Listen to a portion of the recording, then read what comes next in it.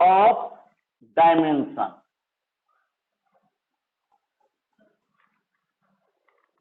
क्या तो दिक्कत क्या?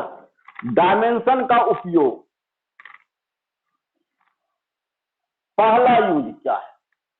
पहला यूज है कि किसी भी फिजिकल इक्वेशन के करेक्टनेस को हम चेक कर सकते हैं। कोई भी फिजिकल इक्वेशन सही है या गलत है उसको हम चेक कर सकते हैं। पहला क्या है? टू चेक द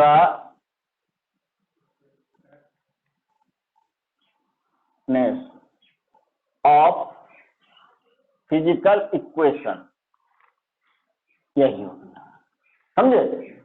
कोई भी फिजिकल इक्वेशन सही है या गलत है उसको हम डायमेंशन के मेथड से चेक कर सकते हैं। एग्जाम्पल, पहले जैसे कि यहाँ ए नंबर में एक्स बराबर क्या होता है? UT plus half A T square. हाँ, भी बराबर क्या होता है? You plus A T. भी स्क्वायर बराबर क्या होता है? Plus 2af। टी बराबर क्या होता है? 2 pi time period, L by g होता है, length by acceleration due to gravity. तुम पढ़ोगे सर्कुलर मोशन में जो फोर्स लगता है वह एम भी स्क्वायर बटा आर के बराबर होता है। तो एफ बराबर एम भी स्क्वायर बटा आर। तो ये इक्वेशन अगर सही लिखे हैं तो डायमेंशन मेथड से चेक करेंगे तो हमको यह प्रूफ हो जाएगा कि सही है। अगर हम यहाँ इसको हटा दो ये तो गलत हो जाएगा। तो डायमेंशन मेथड से जब चेक करेंगे तो गलत हमको प्रमाण मिल जाएगा। क्या तुमको चेक करना है डायमेंशन मेथड से कि यह इक्वेशन सही है या गलत? तो चेक करने के पहले यह जानना होगा कि डायमेंशनली कोई भी इक्वेशन करेक्ट कब होता है। तो देखो एक चीज जान लो इसको, अगर कोई भी फिजिकल इक्वेशन दिया हुआ है, जैसे मान लेते हैं कि x बराबर दे दे तुमको a plus b t plus c t square plus d बटा टी स्क्वायर प्लस एम दे दे, ठीक है? मान लो ये फिजिकल इक्वेशन। तो यह फिजिकल इक्वेशन तभी सही होगा जब दोनों तरफ के सभी क्वांटिटी का डायमेंशन सेम होगा। मतलब क्या कि x for correct physical equation x का डायमेंशन बराबर क्या हो जाएगा? ए का डायमेंशन बराबर क्या हो जाएगा? बोलो। बी टी का डायमेंशन बराबर क्या हो जाएगा? सी टी स्क्वायर का डायमेंशन बराबर, इस सब मिलकर के एक क्वांटिटी बन गया, बराबर क्या हो जाएगा? डी बटा टी स्क्वायर प्लस एम का डायमेंशन हो जाएगा ना। और एक बात जानना है, फिजिकल इक्वेशन में कहीं भी दो फिजिकल क्वांटिटी के बीच में प्लस या माइनस आवे, यानी दो फिजिकल क्वांटिटी प्लस या माइनस से ऑपरेट होता हो तब दोनों का डायमेंशन सेम होगा। अगर दो फिजिकल क्वांटिटी के बीच में प्लस घुस गया या माइनस घुस गया हो तो क्लियर कट है कि दोनों का डायमेंशन बराबर होगा। अगर दोनों के बीच डायमेंशन बराबर नहीं होगा, दो फिजिकल क्वांटिटी के बीच में प्लस या माइनस नहीं आ सकता है। यानी दो फिजिकल क्वांटिटी का एडिशन और सब्ट्रैक्शन तभी संभव होगा जब दोनों का डायमेंशन सेम होगा। अगर तुमसे पूछे यहाँ एम का डायमेंशन कितना होगा तो क्या बोलोगे? टी स्क्वायर बोलेंगे ना। तो एंड यहां हो जाएगा क्या? एम का डायमेंशन बराबर टी स्क्वायर का डायमेंशन। ये याद रखना, ये बहुत ही इंपॉर्टेंट चीज बताया तुमको कि दो फिजिकल क्वांटिटी, अगर तुमको कहेगा कि एक्स और वाई दोनों डिस्टेंस, तो दोनों डिस्टेंस है तो एक्स माइनस वाई का डायमेंशन कितना होगा? एक्स डिस्टेंस है तो एल लिखेंगे ना। तो यहां क्या लिखेंगे डायमेंशन? ऐसा मत लिखोगे, एल माइनस एल तो लिखेंगे ही, इतना बराबर क्या लिखेंगे? बोलो। जीरो नहीं लिखेंगे, एल लिखेंगे, क्या बताए, दोनों बराबर ना है, दोनों डिस्टेंस नहीं रहता, अगर ये डिस्टेंस रहता इस टाइम तो ऐसा लिखना ही गलत हो जाता, समझ गए। जैसे एल माइनस एल का डायमेंशन क्या होगा, एल होगा। हम न्यूमेरिकल वैल्यू नहीं ना पढ़ रहे हैं, डिस्टेंस माइनस डिस्टेंस क्या होगा, डिस्टेंस होगा, समझ गए इसको। तो दो फिजिकल क्वांटिटी के बीच में कहीं भी प्लस या माइनस आ जाए तो प्लस माइनस के लेफ्ट राइट वाला दोनों का डायमेंशन सेम होगा, समझे। तो ये बहुत इंपॉर्टेंट चीज है, इसको समझ गए तो अब कहीं बताने की जरूरत नहीं पड़ेगा। अब जैसे इसका प्रूफ बता रहे हैं, इसको डायमेंशनली करेक्ट है या नहीं है, कैसे प्रूव करेंगे, इसका डायमेंशन बराबर इसका डायमेंशन बराबर इसका डायमेंशन निकालेंगे। तो सबसे पहले निकालेंगे एक्स का डायमेंशन बराबर क्या हो जाएगा, एल हो गया। उसके बाद निकालेंगे यू टी का डायमेंशन, यू हो गया एल टी माइनस वन, और टाइम का हो गया टी, बराबर क्या हो जाएगा, एल टी पर पावर 0 बराबर क्या हो जाएगा, एल आ गया 2। फिर देखो तीसरा है हाफ ए टी स्क्वायर, तो हाफ का डायमेंशन लेस है, छोड़ देंगे उसको, उसका एक हो जाएगा, यहां बचेगा ए टी स्क्वायर बराबर A L T minus 2 into T square हो गया, बराबर क्या हो जाएगा, एल टी पर पावर 0 बराबर क्या हो गया, एल हो गया। तीसरा देखो तीनों समान है कि नहीं, हम लिखेंगे from first second and third equation is correct, समझे, समझ गए इसको। अब देखो उसी तरह से अब एक ये हम प्रूव करके बता रहे हैं, देखो क्या लिखेंगे सबसे पहले, इसमें टी लिखेंगे, टी का क्या हो गया, टी हो गया एक। अब देखो या लिखेंगे 2 pi root under l by g बराबर 2 पाई का डायमेंशन लेस है तो रूट अंडर हो जाएगा एल, एल का क्या हो जाएगा, एल का एल हो जाएगा, जी क्या है acceleration due to the gravity, acceleration का क्या होता है, एल टी माइनस 2 होता है, ये होता है बराबर। अब देखो रूट अंडर ऊपर चल जाएंगे लेके तो एल पर पावर 0 हो जाएगा और टी पर पावर क्या हो जाएगा, +2 हो जाएगा, बराबर क्या लिखेंगे, रूट अंडर टी स्क्वायर, अब बराबर क्या हो गया, टी हो गया। देखो दोनों क्या हो जाएगा, बराबर आया ना, तो क्या हो जाएगा, from first and second equation is correct ना। अब बाकी तो अपने से प्रूफ कर लोगे ना, इसको प्रूफ करके लाना तुम लोग, ठीक है। ये हो गया पहला यूज। अब दूसरा यूज बता रहे हैं,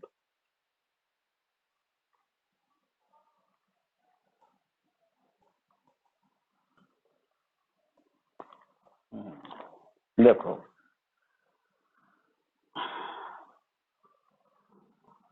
अब जो है इस पहला यूज पर कुछ न्यूमेरिकल्स बता रहे हैं। देखो अब जो है न्यूमेरिकल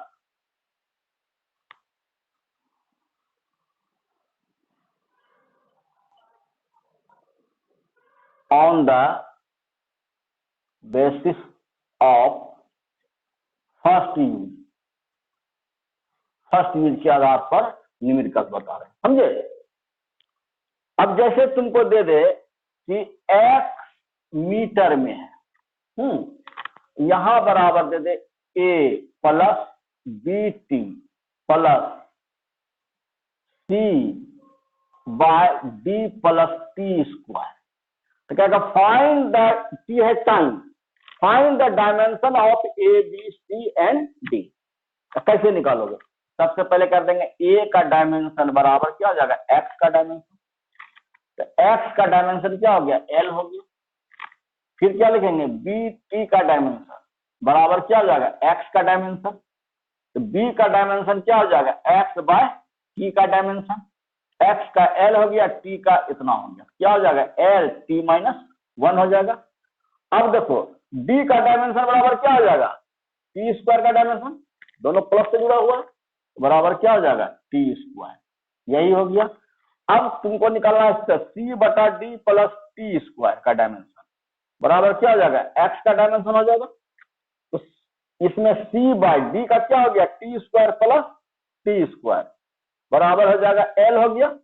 तो c बाई क्या हो जाएगा, 2t² नहीं लिखेंगे, 2 तो डायमेंशन लेस है, बराबर हो गया क्या एल, इसलिए c का डायमेंशन हो गया एल टी स्क्वायर। इस तरह से निकल गया, ये निकाल सकते हो।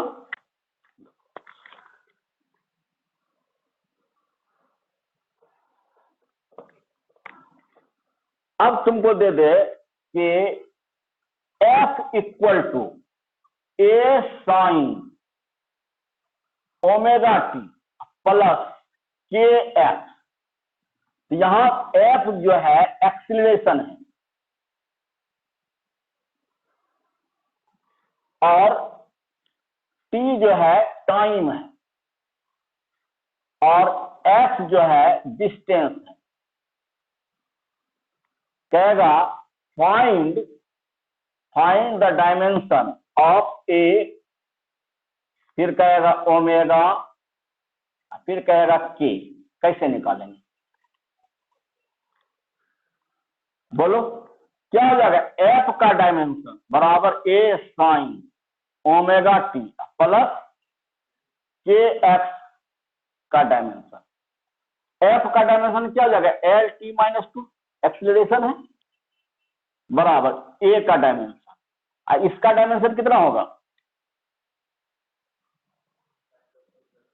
साइन एंगल डायमेंशन लेस है, तो क्या बताए थे, सभी डायमेंशन लेस क्वांटिटी को 1 कर देंगे, तो इनको क्या हो गया 1 हो गया, इसलिए ए बराबर क्या हो जाएगा एल टी माइनस 2, यही आंसर हो गया। अब निकालना है ओमेगा टी का, कैसे निकालेंगे बोलो तो। अच्छा ओमेगा टी बराबर के एक्स, सही बोले, लेकिन यहाँ ओमेगा का भी निकालना है, के का भी निकालना है, दोनों अननोन वैल्यू है, तो दोनों का अलग अलग जब तक नहीं निकाल लेंगे तो निकलेगा। एक चीज बताओ, ओमेगा टी है क्या यहाँ,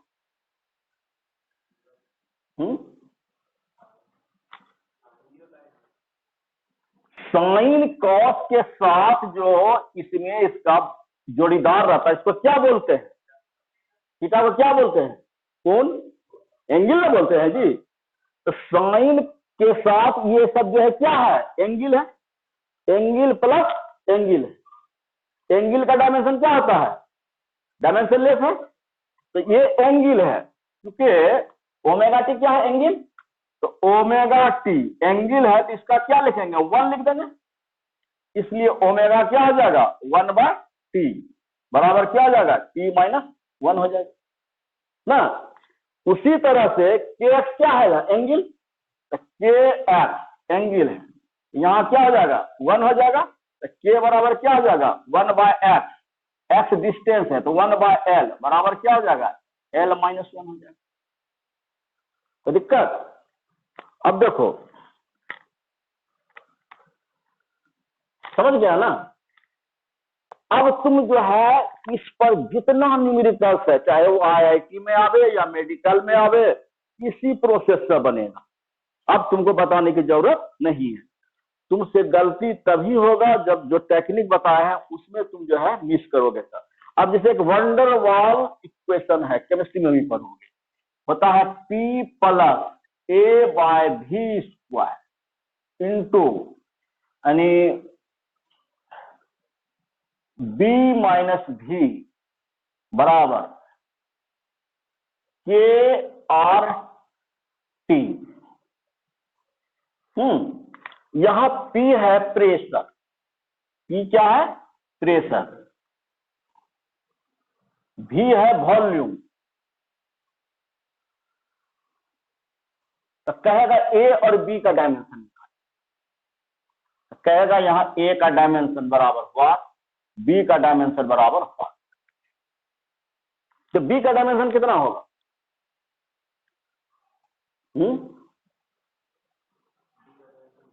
V होगा, B और V के बीच में माइनस है ना जी, तो इसमें B का डायमेंशन बराबर क्या हो जाएगा, V का डायमेंशन है, V वॉल्यूम है, L क्यूब हो जाएगा, यही आंसर हो गया।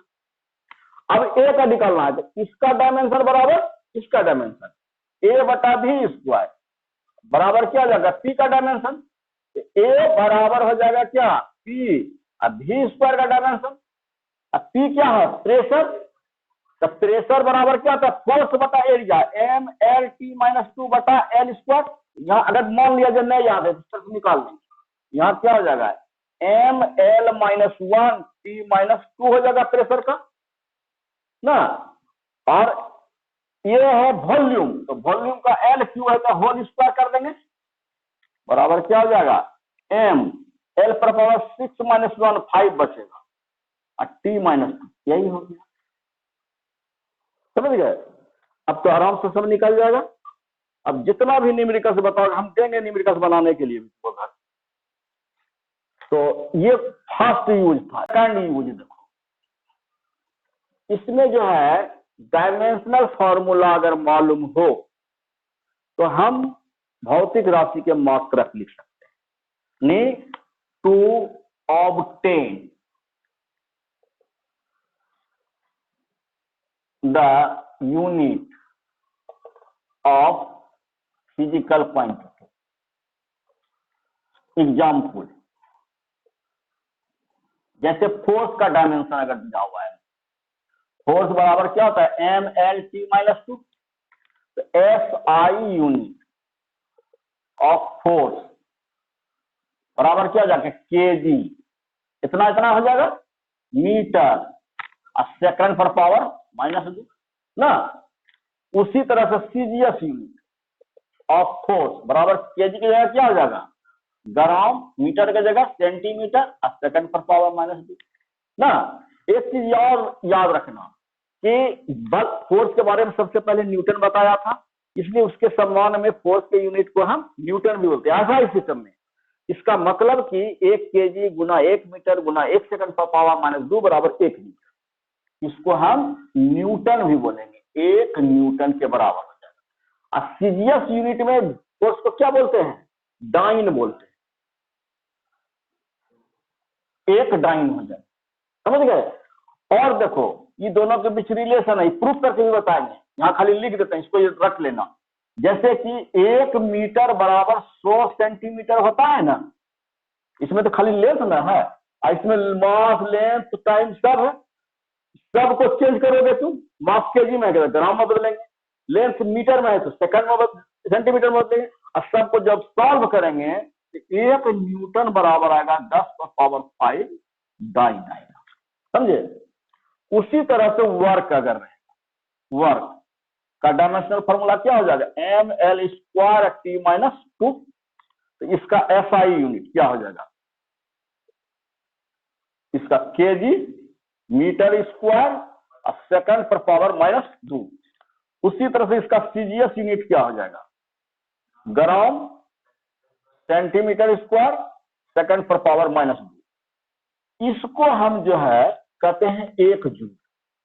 कार्य वर्क कार्य का जूल भी होता है सही, तो ये हो जाएगा 1 जूल के बराबर। और इसको हम सीजीएस यूनिट जो है वर्क का होता है अर्ग, इसको बोलते हैं 1 अर्ग बोलते हैं। समझे? और इस दोनों में रिलेशन ठीक इसी तरह से होता है। 1 जूल बराबर हो जाएगा 10 पर पावर 7 अर्ग। ये प्रूफ करके भी पढ़ना है। समझे? ये प्रूफ थर्ड यूज हो गया कि इसको जो है जूल से अर्ग में बदलना, अर्ग से जूल। देखो थर्ड यूज, थर्ड यूज क्या है? फिजिकल क्वांटिटी को एक सिस्टम से दूसरे सिस्टम में कन्वर्ट करते हैं। क्या है? To convert of physical quantity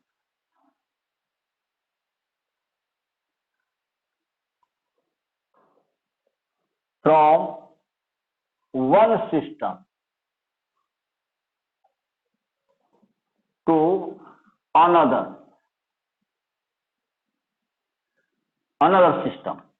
यानी भौतिक राशि को एक पद्धति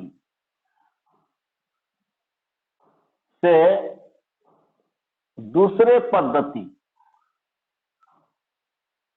में बदलना।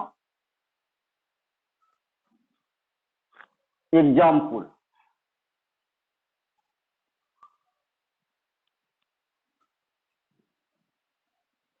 टू कन्वर्ट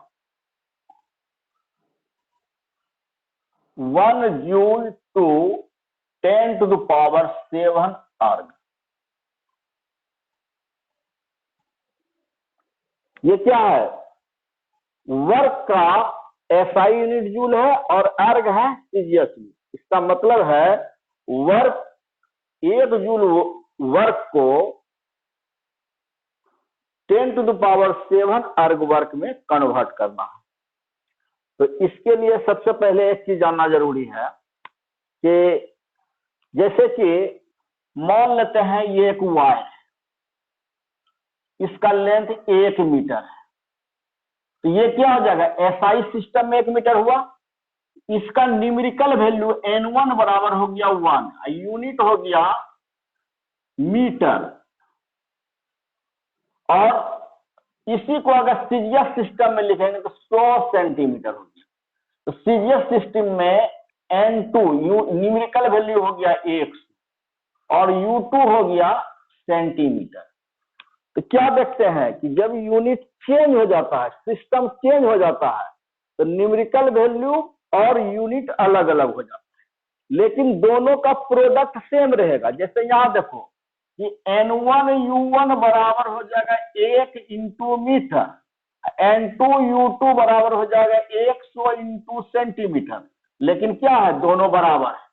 इसका मतलब है सिस्टम चेंज होने से किसी भी फिजिकल क्वांटिटी का वैल्यू में कोई अंतर नहीं पड़ता है, उसका यूनिट और न्यूमेरिकल वैल्यू चेंज कर जाएगा, लेकिन दोनों का प्रोडक्ट जो है वही रहेगा।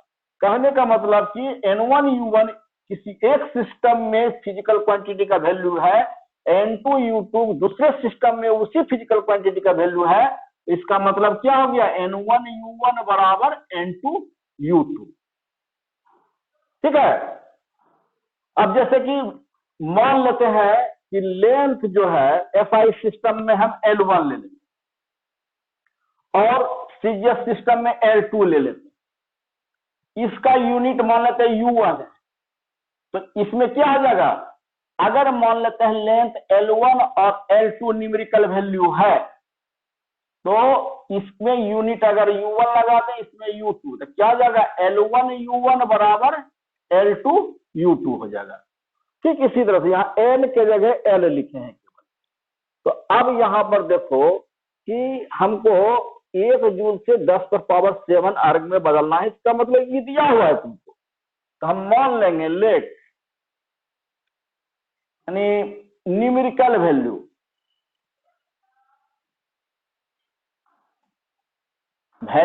Of work in SI system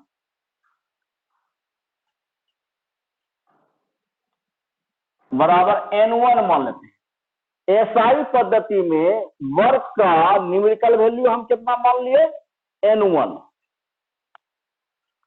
और numerical value of work in CGS system बराबर n2। Unit of work in SI system बराबर मान लेते हैं U1। एसआई सिस्टम में कार्य का मात्रक मान लेते हैं U1 है।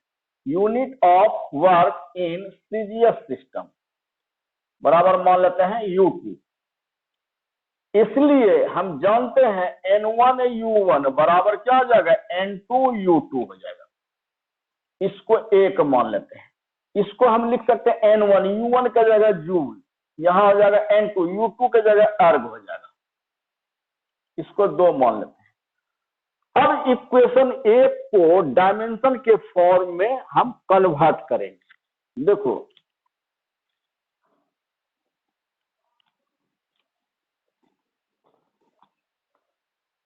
सिंस डायमेंशन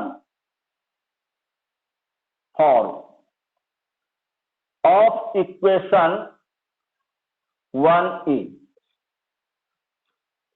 N1, देखो इसका यूनिट को में क्या MLT आता है, तो MLT आएगा तो ML² T - 2 होगा। एसआई सिस्टम में मास का न्यूमेरिकल वैल्यू m1 मान लेते हैं, लेंथ का L1, टाइम का T1, क्योंकि न्यूमेरिकल वैल्यू दोनों सिस्टम में अलग अलग हो जाएगा, दोनों का प्रोडक्ट सेम रहेगा। N2 इक्वल टू हो जाएगा मास का M2 सीजीएस सिस्टम में, L2 स्क्वायर T2 माइनस 2। अब देखो N2 बराबर क्या हो जाएगा, इसलिए N2 बराबर N1, M1 बाय M2, फिर L1 बाय L2 का स्क्वायर, फिर T1 by T2 minus 2। N2 equal to N1, mass M1 है एसआई सिस्टम, इसको केजी में लिखेंगे, केजी। M2 एससीजीएस सिस्टम में तो ग्राम लिखेंगे, ग्राम में रिप्रेजेंट होगा। L1 है एसआई सिस्टम में तो ये मीटर हो जाएगा, L2 हो जाएगा सेंटीमीटर सीजीएस सिस्टम में, ये हो जाएगा सेकंड सेकंड।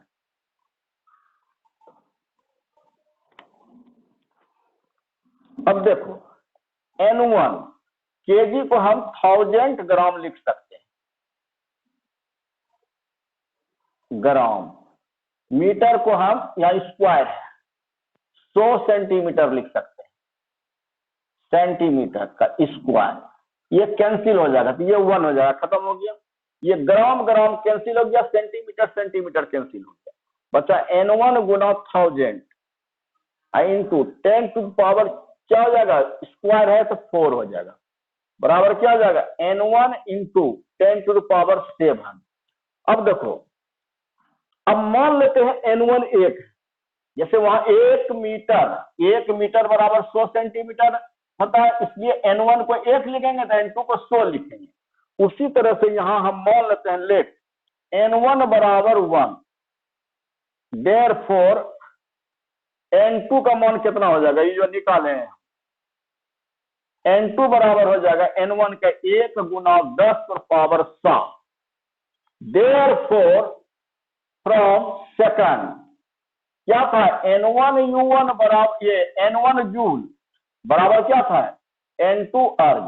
इसका मतलब है N1 का 1 लेंगे मान तो N2 का मान इसके रिस्पेक्ट में आया 10 पावर 7, नहीं 1 जूल बराबर 10 पावर 7 अर्ग।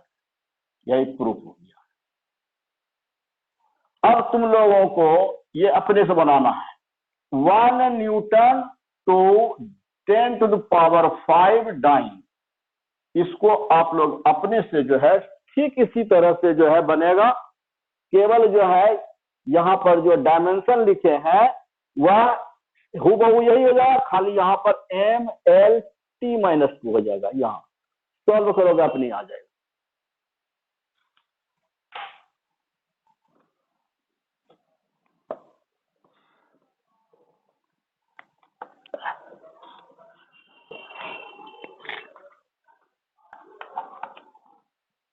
देखो फोर्थ और लास्ट यूज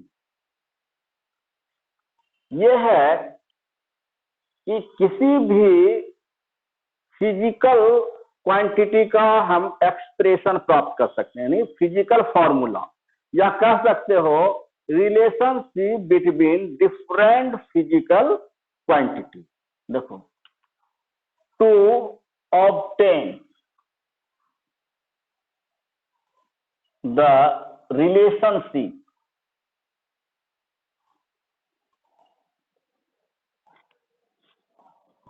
between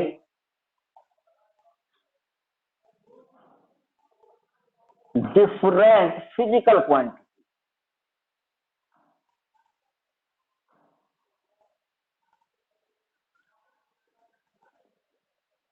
मतलब हो गया भिन्न भिन्न भौतिक राशियों के बीच संबंध प्राप्त करना। भिन्न भिन्न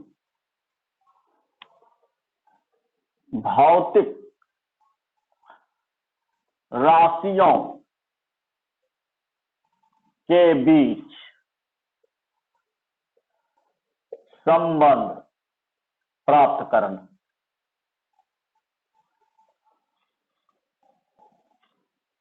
एग्जाम्पल जैसे देखो एक्सप्रेशन फॉर टाइम पीरियड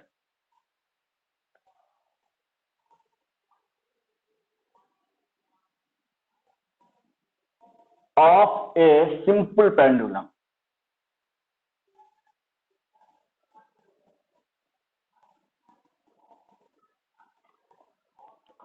सरल दोलक के आवर्तकाल का व्यंजक प्राप्त करना।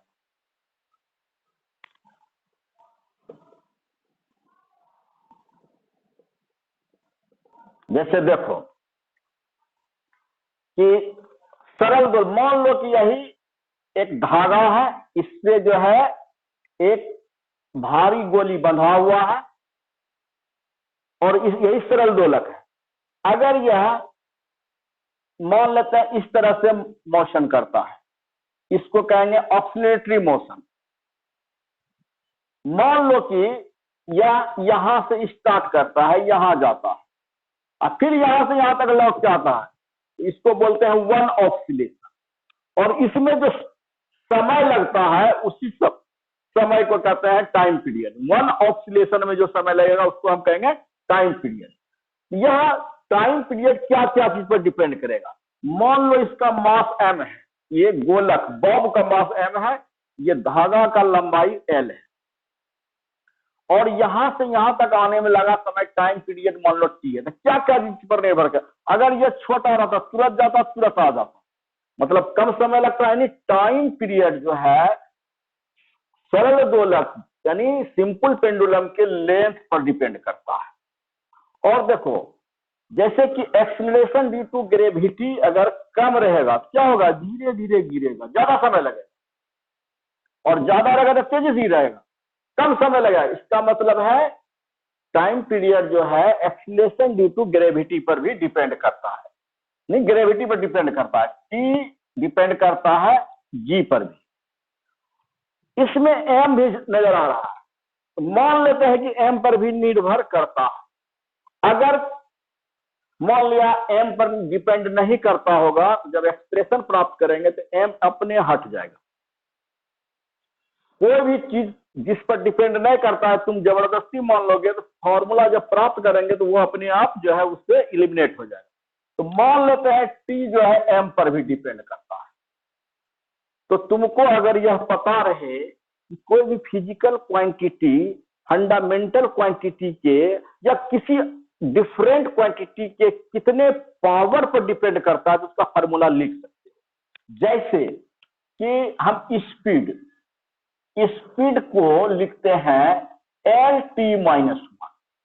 इसका मतलब है स्पीड लेंथ के एक पावर पर डिपेंड करता है और टाइम के माइनस एक पावर पर डिपेंड करता है। उसी तरह से टाइम पीरियड सिंपल पेंडुलम के लेंथ के कितने पावर पर डिपेंड करता है, जी के कितने पावर पर डिपेंड करता है, इसके कितने पावर डिपेंड करता है। अगर प्राप्त हो जाए, जानकारी मिल जाए तो इस तरह से फार्मूला लिख सकते हैं। इसमें हम मान लेते हैं इसके ए पावर पर डिपेंड करता है, इसके बी पावर पर डिपेंड करता है और एम के सी पावर पर डिपेंड करता है। तो हम जो बोले तुमको कि स्पीड जो है यह भी एल के एक पावर पर डिपेंड करता है, तो इसको ऐसे लिखते हैं v is directly proportional to l पर पावर वन। ये मैथमेटिकल लैंग्वेज हो गया। इसको लैंग्वेज में हम बोलेंगे v जो है एल पर पावर वन पर डिपेंड करता है। v is directly proportional to t minus one, v जो है t के माइनस वन पावर पर डिपेंड करता है। उसी तरह से हम मान लिए यहाँ कि time period of simple pendulum के लेंथ के ए पावर पर डिपेंड करता है। उसी तरह से हम मान लेते हैं एक्सीलरेशन ड्यू टू ग्रेविटी के बी पावर पर डिपेंड करता है। और पेंडुलम के जो गोलक है बॉब है उसके मास के सी पर डिपेंड करता है। अब इस तीनों को कंबाइन करके लिखेंगे, देयरफॉर क्या हो जाएगा, t is directly proportional to l पर पावर ए, जी पर पावर बी, एम पर पावर सी। इक्वल लेंगे तो कांस्टेंट देना पड़ेगा। ये हो जाएगा एल पर पावर ए, जी पर पावर बी, एम पर पावर सी। इसको इक्वेशन फर्स्ट मान लेंगे। अब इसको हम डायमेंशन के टर्म में कन्वर्ट करेंगे। देखो देखो डायमेंशन फॉर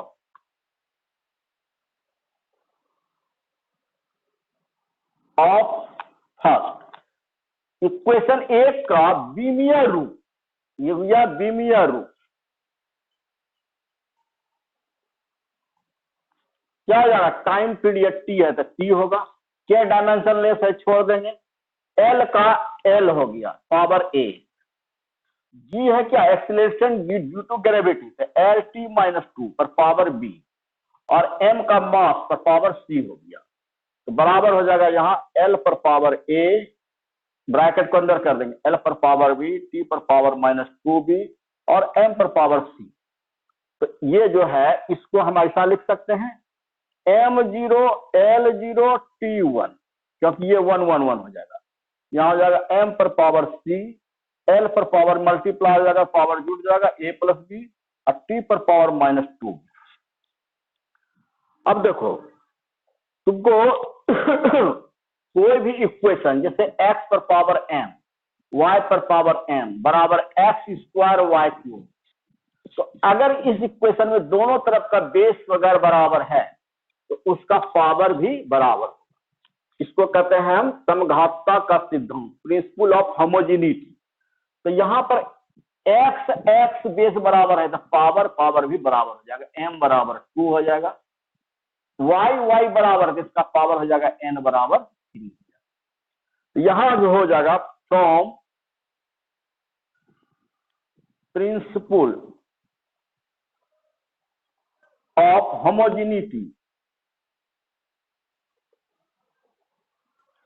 हिंदी में बोलते हैं इसको समघातता के सिद्धांत से। देखो इधर भी m इधर भी m, बेस बराबर है तो पावर भी बराबर हो जाएगा, t बराबर क्या हो गया 0 हो गया। फिर देखो l l इसका पावर है a प्लस बी, इधर l का पावर है 0, t भी 0 हो गया, इसलिए a बराबर हो जाएगा माइनस बी, इसको 2 मान। अब देखो इस t का पावर माइनस टू बी, यहाँ t का पावर 1, इसका मतलब माइनस टू बी बराबर 1, तो b बराबर हो जाएगा माइनस 1/2। अब जो है यहां पर हम a का मान निकालेंगे फ्रॉम फर्स्ट, a बराबर हो जाएगा माइनस b का मान माइनस हाफ, तो a बराबर हो जाएगा प्लस हाफ। अब a b c तीनों निकल जाएगा, देयरफॉर फ्रॉम फर्स्ट देखो t इक्वल टू के l पर पावर a का मान कितना आया है, a का मान आया है हाफ, g पर पावर b का मान माइनस हाफ, m पर पावर c का मान 0, तो t बराबर हो जाएगा क्या के l पर पावर हाफ बाय g पर पावर हाफ इंटू 1, तो t बराबर हो जाएगा k root under l by g। फिर ये दिया हुआ रहेगा के बराबर होता है 2 pi from experiment, therefore t equal to हो जाएगा 2 pi root under l by g। यही जो है निकालने का तरीका हो। इसका मतलब देखो इस पर जो न्यूमेरिकल्स बनेगा, कोई भी फिजिकल जैसे टाइम पीरियड का तुमको फॉर्मूला क्या एल जी एम के टर्म में निकालने के लिए बोलेगा तो इसी तरह से बनाना।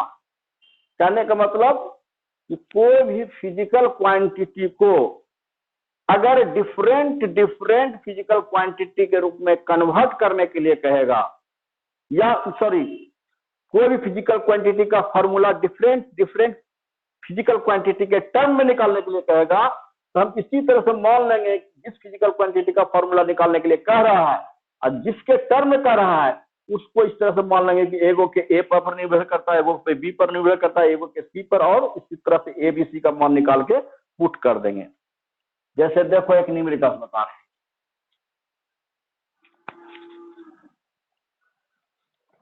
और 2-3 मिनट होगा।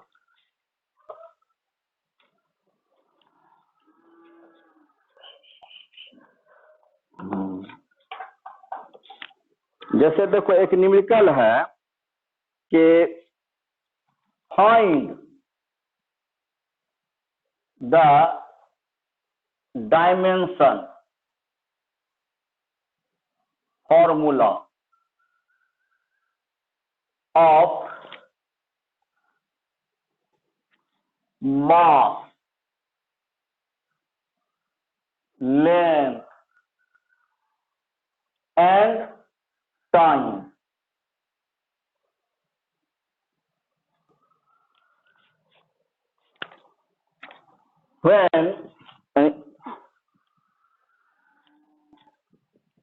When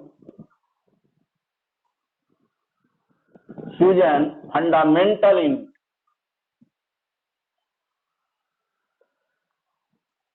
unit or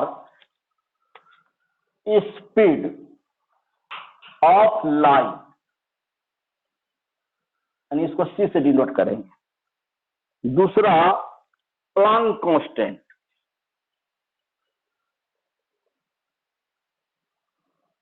कांस्टेंट, इसको एच से डिनोट करते हैं, एंड ग्रेविटेशनल कांस्टेंट,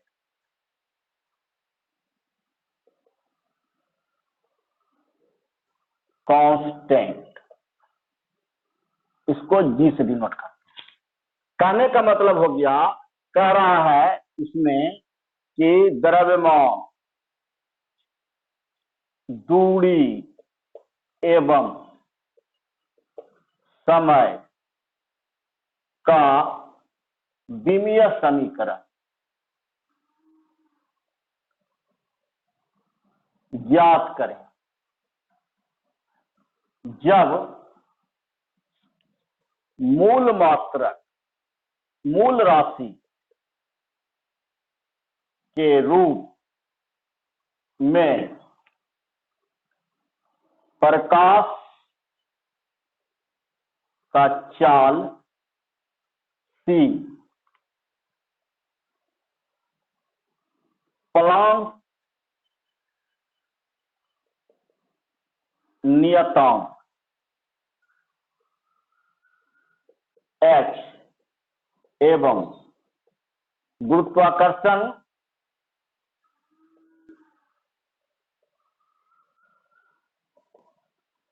नियतांक जी हो। देखो, अगर हम ये एक न्यूमेरिकल बढ़िया से समझ के बना लेते हैं तो जितना भी इस ढंग का न्यूमेरिकल रहेगा सब बन जाएगा, सब एक ही जैसा है। इसलिए एक न्यूमेरिकल बनने के बाद चाहे वह मेडिकल का क्वेश्चन हो या आईआईटी का क्वेश्चन है, सब इसी तरह से बनेगा, खाली इसका फॉर्मूला याद रहना चाहिए।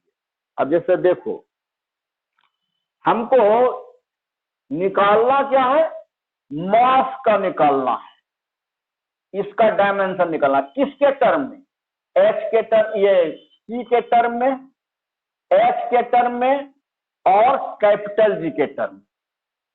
तो अभी तुरंत हम यूज में बताए थे, इसका मान अगर इस टर्म में निकालना है तो मान लेंगे इसके एक्स पर पावर पर निर्भर करता है, इसके वाई पावर पर निर्भर करता है, इसके जेड पावर पर निर्भर करता है।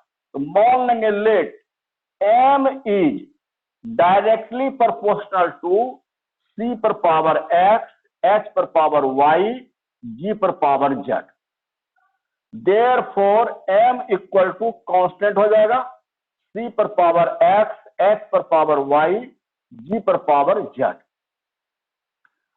अब इसको जो है डायमेंशन के फॉर्म में लिखें और एक्स वाई जेड का मान निकालेंगे, इसको इक्वेशन फर्स्ट मान लेंगे। ये हो गया एम। देखो, सी के डायमेंशन लेस होते, सी क्या है, स्पीड ऑफ लाइट। तो स्पीड का क्या होता है, L T minus one power x हो गया।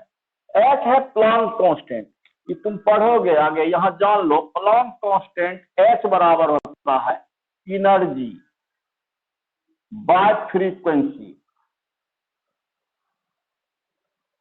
मतलब इसका हो जाएगा एनर्जी का M L square T minus two और फ्रीक्वेंसी का टी माइनस वन। तो इसका निकालेंगे तो क्या हो जाएगा, M L square T minus one हो जाएगा। तो यहां पर हो जाएगा एच के जगह क्या हो जाएगा, M L square T minus one power y हो गया। कैपिटल जी क्या है, acceleration due to gravity. 9th में पढ़े होगे तुम कि एफ बराबर दो मास के बीच लगने वाला ग्रेविटेशनल फॉर्मूला होता है G m1 into m2 by r square. G का डायमेंशन निकालना होगा तो क्या हो जाएगा, जी बराबर हो जाएगा एफ इंटू आर स्क्वायर बटा m1 इंटू m2। एफ का हो जाएगा एम एल टी माइनस 2 और आर का हो जाएगा एल स्क्वायर। अब mass into mass M square बराबर क्या हो जाएगा, यहाँ m पर पावर -1 ऊपर चला जाएगा, l पर पावर क्यूब और t पर पावर हो जाएगा -2। यहां लिख देंगे g की जगह m पर पावर -1, l पर पावर 3 और t पर पावर -2 इतना। अब पावर हो जाएगा z हो। अब देखो ये हो जाएगा m बराबर, इसका ब्रैकेट को अंदर कर देंगे, l पर पावर f, t पर पावर -f, फिर m पर पावर y, l पर पावर 2y, t पर पावर -y, फिर m पर पावर -z, l पर पावर 3z और t पर पावर -2z इतना। देखो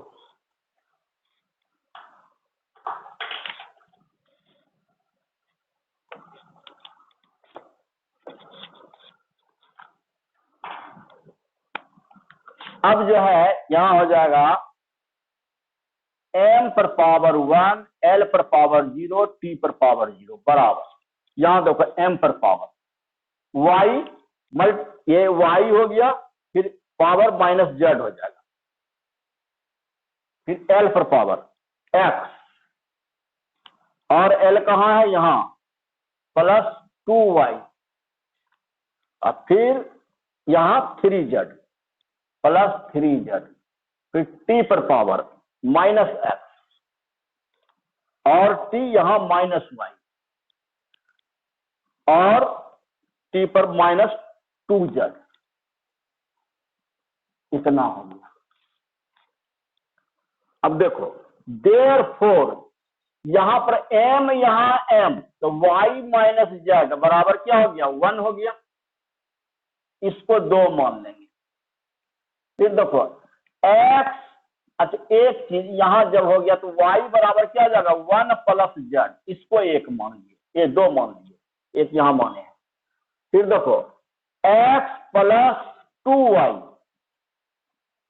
+3z बराबर 0 हो जाएगा, इधर l का ही पावर है, यहाँ l का पावर 0।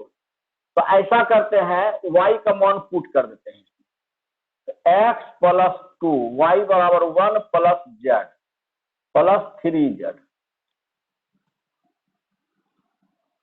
बराबर हो गया 0। x + 2 + 2z +3z बराबर 0। अब देखो x + 2 3 5z बराबर -2 हो जाएगा, इसको क्वेश्चन थर्ड मान लेते हैं।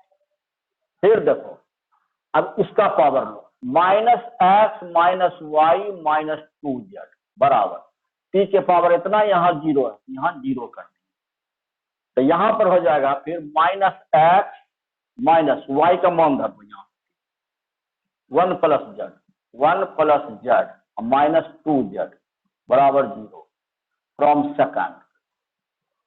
तो -x -1 -z -2z बराबर 0 -x और यहां हो जाएगा -z -2z -3z बराबर 1 को उधर कर देंगे, इतना